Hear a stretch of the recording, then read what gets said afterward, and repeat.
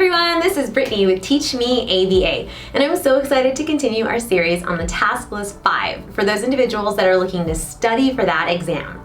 So for the next video, this one, we're going to be talking about C-1, and that's going to be establishing operational definitions of behavior.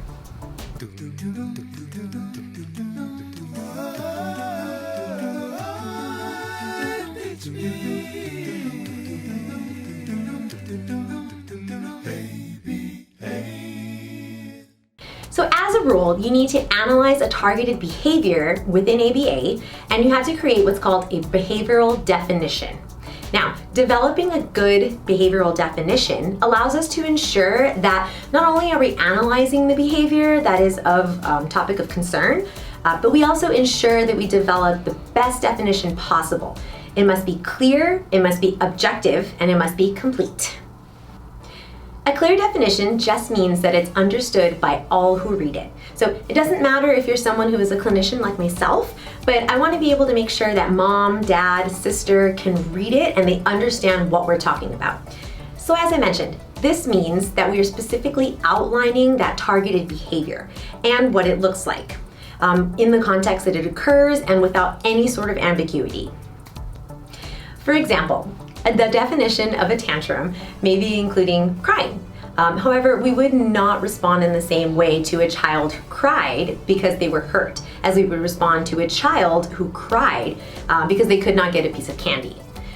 Right? Those are two very different situations. Therefore, it's important to outline non-exemplars of behavior as well. So where we may see the same topographies, but we would not be considering that the target behavior.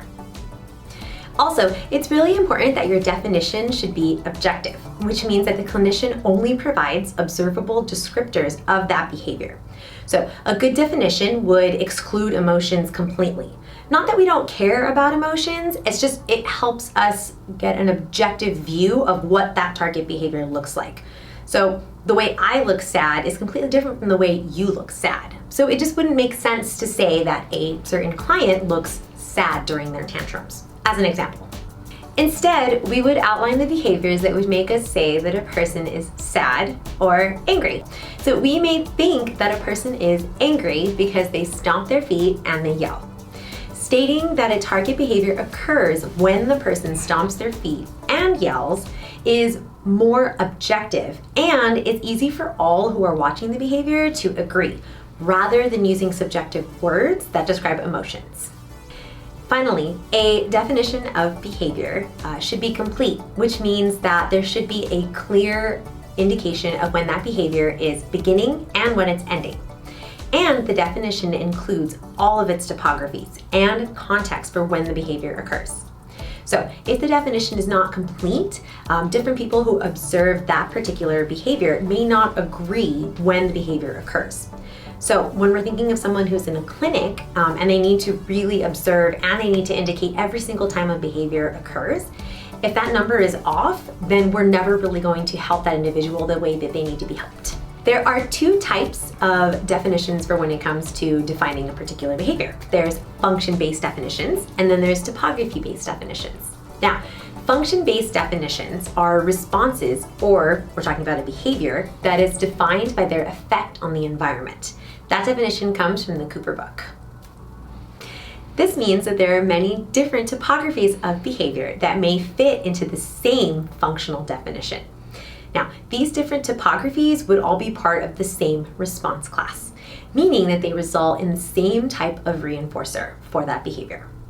It's recommended that we use function-based definitions whenever possible because these definitions clearly state all the topographies of that behavior. Now, it's recommended that we use a function-based definition whenever possible because these definitions clearly state all the topographies of that behavior. And generally, they would be responded to similarly because of the same function that they have. For example, let's say you have a client that you're implementing functional communication training, or FCT, as part of their behavior support plan. This teaches that individual that they need to engage in a more appropriate behavior that meets their needs.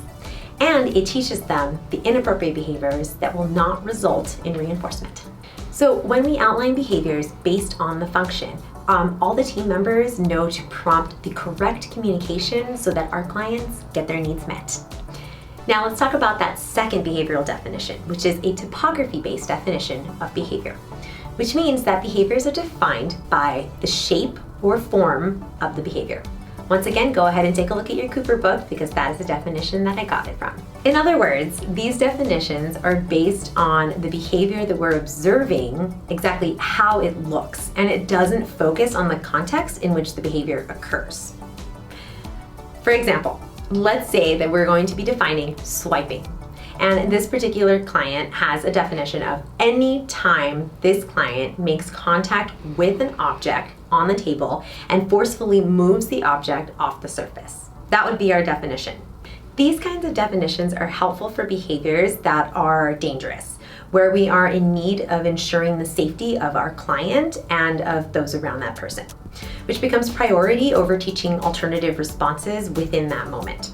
For instance, we may have a clear topography-based definition of self-injury, assuming that self-injury serves several different functions, but we would always see and always respond in the same way, just to ensure that the individual is free of harm.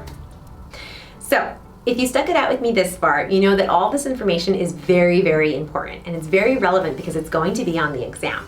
So, behavioral definitions can be either function-based or topography-based. Both of these definitions are useful for different situations. When needing to develop a behavior support plan that teaches a functionally equivalent behavior for a problem behavior, we want to ensure that we develop a function-based plan. However, if there is a behavior that serves many functions and it needs to be consistently responded to in a particular way just to maintain safety, you'd want to go ahead and use a topography-based definition. So once again, if you have any questions, please go ahead and submit them below, like, share, and subscribe, and I'll see you in the next video.